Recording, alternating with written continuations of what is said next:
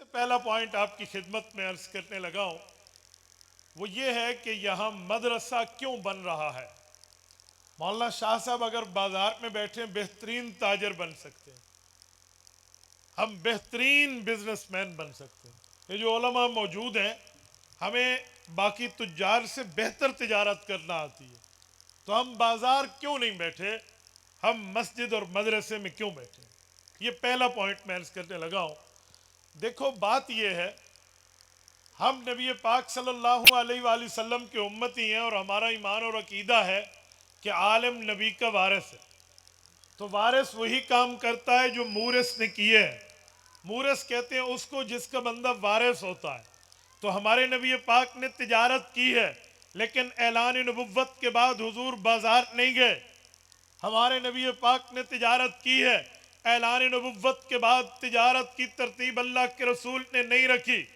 ہمارے نبی پاک نے تجارت کی ہے، لیکن وہ تجارت ملک غیر ملک میں کی ہے، پر جب آیت اتری وَأَنذِرْ عَشِيرَتَكَ الْأَقْرَبِينَ، جب آیت اتری اقرأ بسم ربک الذی خلق، جب آیت اتری یا ایہا المزمل یا ایہا المدثر، پیغمبر تجارت کرنے نہیں گئے، رسول اللہ نے کاروبار چھوڑ دیا، حضور پاک نے بزنس مینی چھوڑ دی۔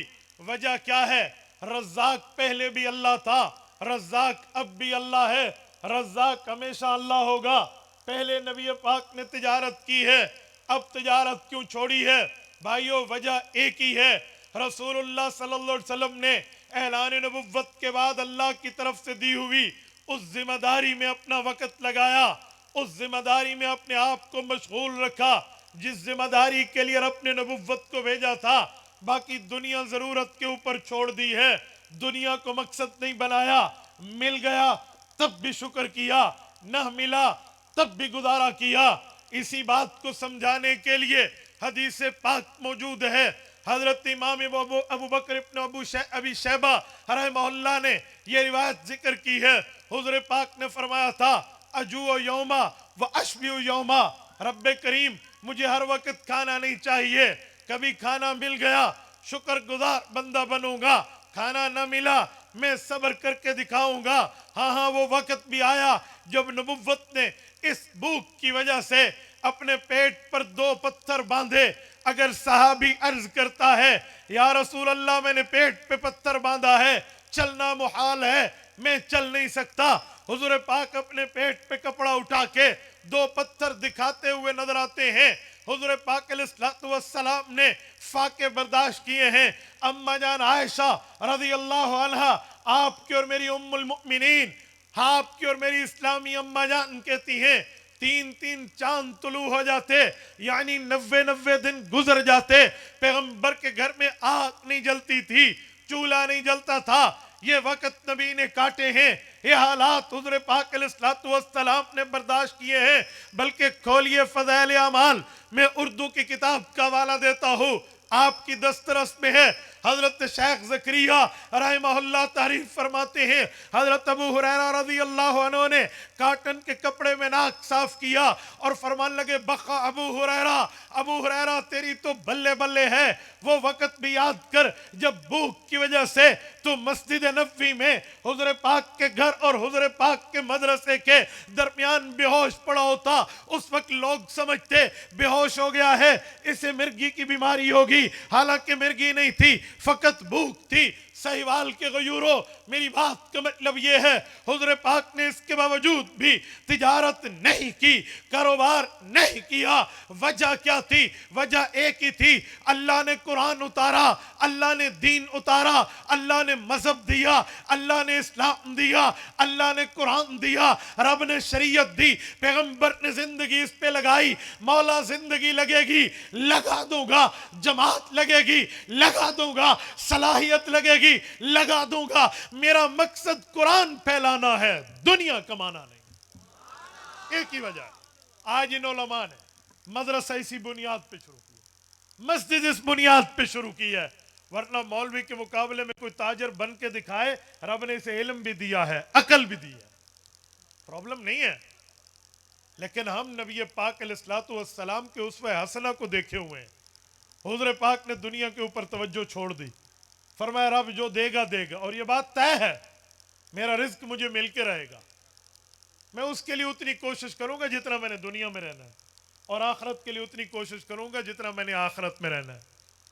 میں نے اپنی آنکھوں سے ایک اسٹیج پہ منظر دیکھا، راول پنڈی کی اسٹیج پر ایک سیاسی جلسہ تھا، ایک شخص کے ہاتھ میں، بیٹے مجھے بوتل اٹھا دے، یوں پانی کی بوتل ہاتھ میں تھی، وہ بیان کر کے یوں بیٹھے اور یوں اس کا کیپ اوپن کر کے پینے لگے، ابھی منہ کے قریبی بوتل لائے تھے کہ اس بندے کے اوپر وقت اجلا پہنچا اور وہ فوت ہو گیا۔ ایک پانی کا قطرہ منہ میں نہ جا سکا، بوتل اپنے ہاتھ میں ہے، دسترس میں، کیوں؟ رب نے لکھ دیا اب تیرے پاس کھانے کا وقت نہیں ہے، پینے کا وقت نہیں ہے۔ اور اگر اللہ نے ایک انگور کے دانے پر بھی نام لکھا ہوگا نا میرا کہ یہ اس نے کھانا ہے، وہ چمن کے منڈی سے نکلے گا، کس ٹرک میں پیک ہوگا، اس سے مجھے سروکار نہیں ہے، کون سا ڈرائیور اسے لے کر آئے گا، اس کی کتنی تنخواہ ہے منتھلی، اس سے مجھے کوئی غرض نہیں ہے، وہ بندہ مسلمان ہے یا کافر ہے، وہ یہاں تک لائے گا، کون سا آڑتی جا کر خریدے گا، کس دکان پہ جا کے وہ انگور کی پیٹی بکے گی، نو ایشو، مجھے اس کی پرواہ نہیں ہے، کون خرید کے لائے گا، میری پلیٹ میں آئے گا، اگر میرا نام لکھا ہوا ہے تو میرے دانتوں کے نیچے آنے میں دنیا کی طاقتیں نہیں روک سکتی۔ رزق اللہ ذمہ دار ہے، رزق کے معاملے پہ پرواہ نہیں ہے۔ میرے ساتھیوں، میں یہی بات سمجھانے کے لیے آپ کو بتا رہا ہوں، یہ مدرسہ ان علماء کرام نے حضور پاک صلی اللہ علیہ وسلم کے اس اسوہ حسنہ کی بنیاد پہ بنایا ہے کہ ہم رزق کے پیچھے نہیں جائیں گے، ہم رزاق کے دامن میں آئیں گے۔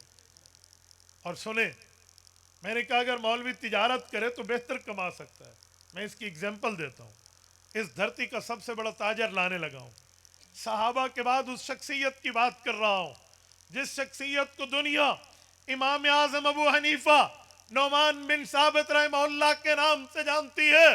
حضرت امام اعظم ابو حنیفہ کتنے بڑے تاجر تھے، کتنے بڑے بزنس مین تھے، ایک شخص سامنے سے آتے ہوئے گھوڑے کو ایٹ لگا کے سائیڈ چینج کر کے ڈائریکشن تبدیل کر کے گیا، امام صاحب نے پوچھا یہ تو بہت اللہ والا بندہ ہے، نیک آدمی ہے، ہمارے سامنے کیوں نہیں آیا، اس نے ہمیں دیکھ کے کیوں رخ بدلا؟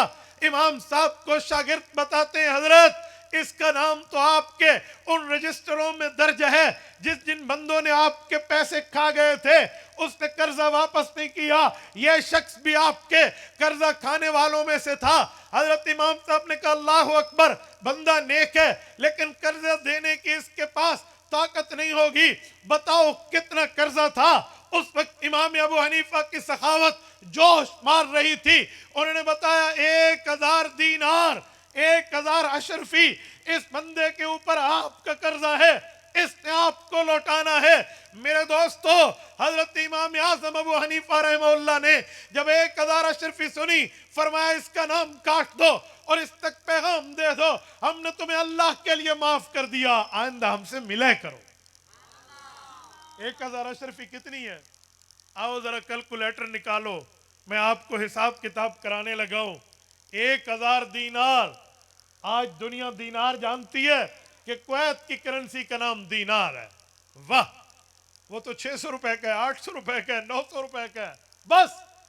دینار رسول اللہ کے دور میں چاندی نہیں سونے کا سکہ ہوتا تھا، اور کتنا وزن؟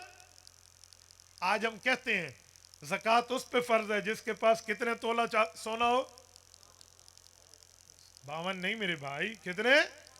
7.5 تولہ سونا، وہ 52.5 چاندی ہے، تو 7.5 تولہ سونا کے کتنے دینار بنتے ہیں؟ 20 20 دینارہ۔ حدیث پاک میں ہے جس کے پاس 20 دینار ہیں اس پر زکوٰۃ فرض ہے۔ اور امام ابو حنیفہ کتنے دینار دے رہے ہیں؟ 1000۔ یہ جو 52.5 تولہ چاندی ہے نا، یہ 200 درہم ہے، 200 درہم کا 52.5 تولہ چاندی بنتا ہے۔ میں پورا اس کا حساب جانتا ہوں، 84 تولوں کا 1 کلو بنتا ہے۔ اوزان شرعیہ حضرت مفتی شفیع رحمۃ اللہ علیہ نے ایک ایک چیز میں لکھی، علماء تو یوں انگلیوں پہ اس میزان کو جانتے ہیں، سا کیا ہے، مد کیا ہے، اور جو ہے نا کیا کہتے ہیں قفیز کیا ہے اور بر کیا ہے، پوری ترتیب کے ساتھ وزن بتا سکتا ہوں۔ لیکن میں ایک جملہ سمجھانے لگا ہوں کہ مولوی تجارت کرنے پہ آئے وہ خلوص نہیں ہوتا، وہ سخی ہوتا ہے۔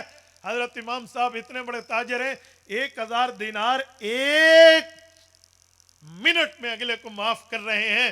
بتاؤ اس کے پاس اپنی سیونگ کتنی ہوگی، اس کے پاس اپنا پروفٹ کتنا ہوگا؟ علماء اگر بازار بیٹھے انہیں پرابلم نہیں ہے، لیکن جب مولوی بازار میں بیٹھ گیا، وہ تجارت کرنے میں مشغول ہو گیا، بتاؤ تمہیں دین بتانے والا کون ہوگا؟ تمہارے بچوں کو پڑھانے والا کون ہوگا؟ تمہارے بچوں کے کان میں اذان کون دے گا؟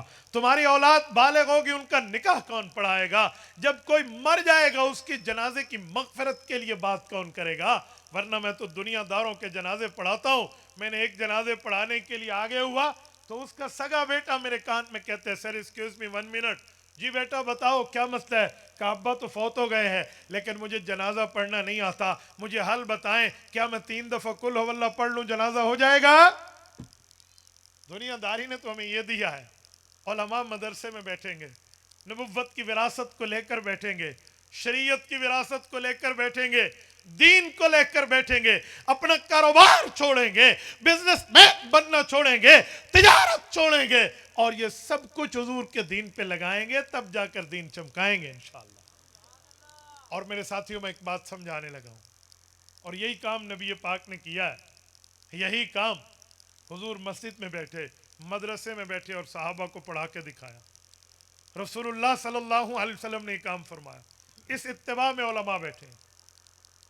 ورنہ قرآن کی حفاظت کی ذمہ داری اللہ نے لی ہے۔ آج ہمیں لوگ کہتے ہیں جب قرآن حفاظت اللہ کر رہا ہے قرآن کی، تو تم یہ پگڑیاں پہنانے والوں کو کیوں حافظ بنا رہے ہو، اس کے لیے مدرسہ کیوں بنا رہے ہو؟ اللہ حفاظت کرے گا۔ تو میں کہتا رہتا ہوں بھائی آپ دکانیں کیوں چلا رہے ہو، رزق بھی اللہ دے گا۔ کاروبار کیوں کر رہے ہو، رزق بھی اللہ دے گا۔ فوراً ریزائن آف جاب، صبح استعفیٰ دے دو، اسی جاب نہیں کرنی، سانو لوڑ کوئی نہیں، اسی دکان نہیں چلانی، چھڑ دو، کیا ہمیں اللہ رزق دے گا؟ آپ دکان کو تالا لگاتے ہوئے صبح جلدی جلدی آؤں گا، ہاں شام کو تھوڑا زیادہ بیٹھوں گا، بہترین طرح پہ چیزیں رکھوں گا تاکہ میرے گاہک کی توجہ ادھر ہو۔ کیوں بھائی؟ رزق کی ذمہ داری اللہ نے رکھی ہے، تو کیوں روزانہ اپنے شیشے کے اوپر کپڑا مار رہا ہے دکان کو چمکانے کے لیے؟ تو ادھر تو تمہیں سمجھ آتا ہے کہ ہم محنت کریں گے ذمہ داری اللہ کی پوری ہوگی، ادھر کیوں نہیں سمجھ آتا کہ قاری صاحب مدرسہ بنائیں گے، بچے پڑھیں گے، حفاظت اللہ کی طرف سے ہوگی؟ ادھر کیوں عقل کام نہیں کرتی، ادھر کیوں ختم ہو گیا؟ تو ادھر بھی سوچنا چاہیے۔